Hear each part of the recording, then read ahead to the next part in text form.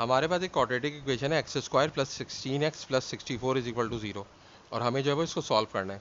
तो इसको सॉल्व करने के लिए हम जो मेथड यूज़ करेंगे वो फैक्टराइजेशन है और हम अलजेब्राइक आइडेंटिटी को यूज़ करेंगे। तो वो अलजेब्राइक आइडेंटिटी क्या है, a square plus 2ab plus b square is equal to a plus b whole square. तो देखें हमारे पास है x square plus 16x plus 64 is equal to 0। तो देखें इस इक्वेशन को हम इस फॉर्म में लिख सकते हैं। हम सबसे पहले क्या करेंगे, हम लिख लेंगे एक्स स्क्वायर को इस तरह ब्रैकेट में। तो देखें ए स्क्वायर की जगह पे एक्स स्क्वायर है, तो ए की वैल्यू क्या है हमारे पास एक्स है, फिर प्लस 2ab, तो ए और बी की जगह पे हम ब्रैकेट लगा लेते हैं और फिर है प्लस बी स्क्वायर।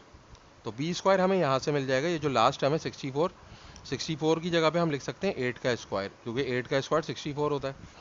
तो अब देखें ए स्क्वायर की जगह पे एक्स स्क्वायर है, मतलब ए की वैल्यू एक्स है, और बी स्क्वायर की जगह पे 8 है, 8 स्क्वायर है, तो इसका मतलब ये है कि बी की वैल्यू जो है वो 8 है। तो यहाँ पे जो ए और बी है, तो हम क्या लिख देंगे, इस ए की जगह पे लिख देंगे एक्स और बी की जगह पे हम लिख देंगे, यहाँ से हम 8 लिख देंगे। और इसको मल्टीप्लाई करें अगर, तो 2 8 16 होता है, तो ये जो है मल्टीप्लाई करने से 16x बन जाएगा। लेकिन अब अगर इसको हम गौर से देखें तो ये हमारे पास यही फार्मूला बन रहा है, a square plus 2ab plus b square. तो अगर ये फार्मूले का स्ट्रक्चर पूरा का पूरा सेटिस्फाई हो रहा है तो ये किसके बराबर है, ए प्लस बी होल स्क्वायर के बराबर है। हम क्या करेंगे, इस ए की जगह पे एक्स पुट कर देंगे और बी की जगह पे हम क्या पुट कर देंगे, 8 पुट कर देंगे और इसको ब्रैकेट में लिखेंगे और उसके ऊपर लगा देंगे स्क्वायर। तो ये जो एक्सप्रेशन है इसको हम लिख सकते हैं एक्स प्लस 8 का whole square is equal to 0। अब देखें, अगर किसी चीज़ का स्क्वायर है तो स्क्वायर का क्या मतलब होता है, अगर हमारे पास एक्स स्क्वायर है तो इसका मतलब ये होता है एक्स मल्टीप्लाई बाय एक्स।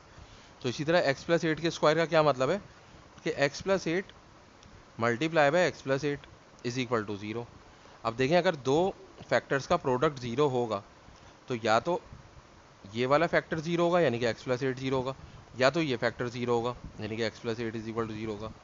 और अगर प्लस 8 को हम उधर लेके जाएं तो ये हो जाएगा 0 माइनस 8। इसी तरीके से इस 8 को भी उधर लेकर जाएं तो ये हो जाएगा 0 माइनस 8। तो हमारे पास x की वैल्यू क्या आ जाएगी, -8 आ जाएगी, और यहाँ पर भी x की वैल्यू क्या आ जाएगी, -8 आ जाएगी।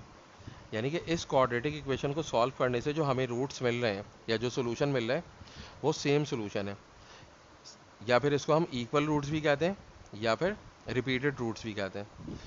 तो इस तरीके से हम अलजेब्राइक आइडेंटिटी को यूज़ करके इस इक्वेशन के सोल्यूशन फाइंड आउट कर सकते हैं। और देखें यहाँ पे x की वैल्यू हमारे पास जो है वो -8 आ रही है 2 दफ़ा आने की वजह क्या है कि जब भी हमारे पास क्वाड्रेटिक इक्वेशन होती है तो उसके हमेशा 2 ही सोल्यूशन होते हैं।